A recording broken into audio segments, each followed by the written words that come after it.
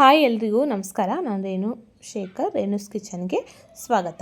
ಇವತ್ತು ನಾನು ಈರುಳ್ಳಿ ಸೊಪ್ಪನ್ನು ತೋರಿಸ್ತಾ ಇದ್ದೀನಿ. ನೀವು ನೋಡ್ತಾ ಇದ್ದೀರಲ್ಲ, ಈ ಒಂದು ಸೊಪ್ಪನ್ನು ಉಪಯೋಗಿಸ್ಕೊಂಡು ದೋಸೆ ಹೇಗೆ ಮಾಡೋದು ಅಂತ ತುಂಬ ಸಿಂಪಲ್ಲಾಗಿ ತೋರಿಸ್ತಾ ಇದ್ದೀನಿ. ವಿಡಿಯೋನ ಸ್ಕಿಪ್ ಮಾಡದೆ ಪೂರ್ತಿಯಾಗಿ ನೋಡಿ. ಹಾಗೆ ವಿಡಿಯೋ ಇಷ್ಟ ಆದರೆ ಲೈಕ್ ಮಾಡೋದನ್ನು ಮಾತ್ರ ಮರಿಬೇಡಿ. ಇವಾಗ ನೋಡ್ತಾ ಇದ್ದೀರಲ್ಲ, ಈ ದೋಸೆನ ಹೇಗೆ ಮಾಡೋದಂತ ನಾನು ತೋರಿಸ್ತೀನಿ. ಮೊದಲಿಗೆ ನಾನು ನಮ್ಮನೆಯಲ್ಲೇ ಬೆಳೆದಿರುವಂತಹ ಈ ಒಂದು ಈರುಳ್ಳಿ ಸೊಪ್ಪನ್ನು ಕಟ್ ಮಾಡಿಕೊಂಡು ನೀಟಾಗಿ ಕ್ಲೀನ್ ಮಾಡಿ ವಾಶ್ ಮಾಡಿ ಎತ್ತಿಟ್ಕೊಳ್ಳೋಣ. ಈ ಒಂದು ಸೊಪ್ಪಿಗೆ ಸ್ಪ್ರಿಂಗ್ ಆನಿಯನ್ ಅಂತಲೂ ಕೂಡ ಕರೀತಾರೆ. ಇವಾಗ 2 ಗ್ಲಾಸ್ ಆಗುವಷ್ಟು ಅಕ್ಕಿನ ತಗೊಂಡು ಕ್ಲೀನಾಗಿ ವಾಶ್ ಮಾಡಿ ಇಟ್ಕೊಂಡಿದ್ದೀನಿ. ಇದು ಹಿಂದಿನ ದಿನ ನೈಟಲ್ಲೇ ನಾನು ನೆನೆಯಾಕಿಟ್ಕೊಂಡಿದ್ದೀನಿ. ಸೊ ನೀವು ಹಾಗೆ ಮಾಡಿ. ಹಿಂದಿನ ದಿನ ನೈಟನ್ನೇ ನೆನೆಯಾಕಿಟ್ಕೋಬೇಕಾಗತ್ತೆ.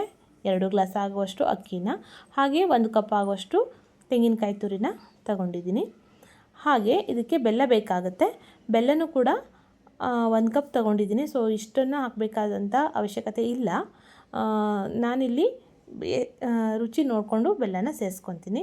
ಹಾಗೆ ನೋಡ್ತಾ ಇದ್ದೀರಲ್ಲ, ಕಟ್ ಮಾಡ್ಕೊಂಡಿರುವಂತಹ ಈರುಳ್ಳಿ ಸೊಪ್ಪನ್ನು ಕೂಡ 1 ಬೌಲ್ ಆಗುವಷ್ಟು, ಅಂದರೆ ಈ 1 ಕಪ್ಪಲ್ಲಿ ತಗೊಂಡಿದ್ದೀನಿ.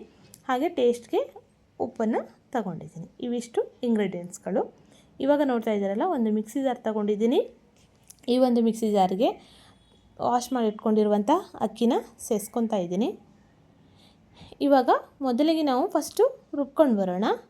ಆನಂತರ ನಾವಿಲ್ಲಿ ಬೆಲ್ಲನೆಲ್ಲ ಸೇರಿಸ್ಬೇಕಾಗತ್ತೆ. ನಾನಿಲ್ಲಿ ತೆಂಗಿನಕಾಯಿ ಮತ್ತು ಅಕ್ಕಿನ ಸೇರಿಸ್ಕೊಂಡು ರುಬ್ಕೊಂಡು ಬರ್ತೀನಿ. ಇವಾಗಲೇ ಉಪ್ಪನ್ನು ಕೂಡ ಆ್ಯಡ್ ಮಾಡಿದ್ದೀನಿ. ನಂತರನೂ ಕೂಡ ಆ್ಯಡ್ ಮಾಡ್ಬೋದು ಮಿಕ್ಸ್ ಮಾಡ್ಕೊಳ್ಳುವಾಗ. ನಾನು ಇವಾಗಲೇ ಉಪ್ಪನ್ನು ಆ್ಯಡ್ ಮಾಡ್ಕೊಂಡಿದ್ದೀನಿ. ನೋಡ್ತಾ ಇದ್ದೀರಲ್ಲ, ಇವಾಗ ಅಕ್ಕಿ ಹಿಟ್ಟು ರೆಡಿ ಆಗಿದೆ. ಈ ಟೈಮಲ್ಲಿ ನಾನು ಬೆಲ್ಲನ ಸೇರಿಸ್ಕೊತಾ ಇದ್ದೀನಿ. ಬೆಲ್ಲನ ನಿಮ್ಗೆ ಎಷ್ಟು ಬೇಕೋ ಅಷ್ಟನ್ನು ಸೇರಿಸ್ಕೋಬೋದು. ಸ್ವೀಟ್ ಕಡಿಮೆ ತಿನ್ನೋರು ಸ್ವಲ್ಪ ಕಡಿಮೆನೇ ಸೇರಿಸ್ಕೋಬೋದು. ಸ್ವೀಟ್ ಬೇಕು ಅನ್ನೋರು ಜಾಸ್ತಿನೂ ಕೂಡ ಸೇರಿಸ್ಕೋಬೋದು. ಇವಾಗ ರುಬ್ಬಿದಾಗಿದೆ. ನಾನೊಂದು ಪಾತ್ರೆನ ಇಟ್ಕೊಂಡು ಈ ಒಂದು ರುಬ್ಕೊಂಡಿರುವಂತಹ ಹಿಟ್ಟನ್ನು ಸೇರಿಸ್ಕೊತಾ ಇದ್ದೀನಿ. ಇವಾಗ ಕಟ್ ಮಾಡ್ಕೊಂಡಿರುವಂಥದ್ದು ಈರುಳ್ಳಿ ಸೊಪ್ಪನ್ನು ಸೇರಿಸ್ಕೊಳ್ಳೋಣ. ಸೊಪ್ಪನ್ನು ಸೇರಿಸ್ಕೊಂಡ್ಮೇಲೆ ನಾವು ಒಂದು ಸ್ಪೂನಲ್ಲಿ ಚೆನ್ನಾಗಿ ಮಿಕ್ಸ್ ಮಾಡ್ಕೊಳ್ಳೋಣ.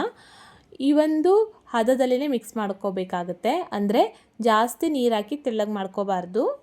ಹಿಟ್ಟು ತಿಕ್ಕಾಗಿಯೇ ಇರಬೇಕಾಗುತ್ತೆ. ನೋಡ್ತಾ ಇದ್ದೀರಲ್ಲ, ಈ ಒಂದು ಹದದಲ್ಲಿ ಇದ್ದರೆ ಸಾಕಾಗುತ್ತೆ ದೋಸೆ ಹಾಕ್ಕೊಳ್ಳಿಕ್ಕೆ. ಇವಾಗ ನಾನು ಒಂದು 5 ನಿಮಿಷಗಳ ಕಾಲ ಸೈಡಲ್ಲಿ ಎತ್ತಿಟ್ಕೊಬಿಡ್ತೀನಿ. ನೋಡ್ತಾ ಇದ್ದೀರಾ. ಇವಾಗ ಗ್ಯಾಸ್ ಸ್ಟವ್ ಆನ್ ಮಾಡಿಬಿಟ್ಟು ಒಂದು ತವನ ಇಟ್ಕೊತಾ ಇದ್ದೀನಿ, ಅಂದರೆ ಐರನ್ ತವ. ಈ ಒಂದು ಐರನ್ ತವಾಗೆ ಆಯಿಲನ್ನು ಮೊದಲಿಗೆ ಹಚ್ಕೊತಾ ಇದ್ದೀನಿ. ಕ್ಲೀನಾಗಿ ಆಯಿಲನ್ನು ಹಚ್ಚಬೇಕಾಗತ್ತೆ. ನಂತರ ನಾವಿವಾಗ ಒಂದೊಂದೇ ಸ್ಪೂನು ದೋಸೆ ಹಿಟ್ಟನ್ನು ಹಾಕ್ಕೊಳ್ಳೋಣ. ಥಿಕ್ನೆಸ್ ನೋಡಿಕೊಂಡು ನೀವು ಮಿಕ್ಸ್ ಮಾಡ್ಕೋಬೋದು. ನಾನಿಲ್ಲಿ ಈ ಒಂದು ಹದದಲ್ಲಿ ಮಿಕ್ಸ್ ಮಾಡ್ಕೊಂಡಿದ್ದೀನಿ. ಬಟ್ ಜಾಸ್ತಿ ತೆಳ್ಳಗಾದರೆ ಅಷ್ಟೊಂದು ಚೆನ್ನಾಗಿ ಬರಲ್ಲ. ಸ್ವಲ್ಪ ದಪ್ಪನೇ ಇರಬೇಕಾಗತ್ತೆ. ತಿಕ್ಕಾಗಿದ್ದರೆ ದೋಸೆ ತುಂಬ ಟೇಸ್ಟಾಗಿ ಬರುತ್ತೆ. ಇವಾಗ ಲಿಡ್ಡನ್ನು ಕ್ಲೋಸ್ ಮಾಡೋಣ.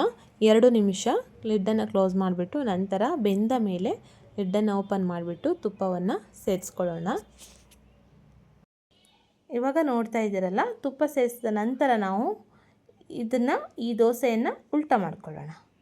ನೋಡ್ತಾ ಇದ್ದೀರಾ, ಈ ಒಂದು ಹದದಲ್ಲಿ ಮಾಡ್ಕೋಬೇಕಾಗತ್ತೆ. ದೋಸೆ ನೋಡಿ 2 ಸೈಡು ನಾವು ಬೇಯಿಸ್ಕೋಬೇಕಾಗತ್ತೆ.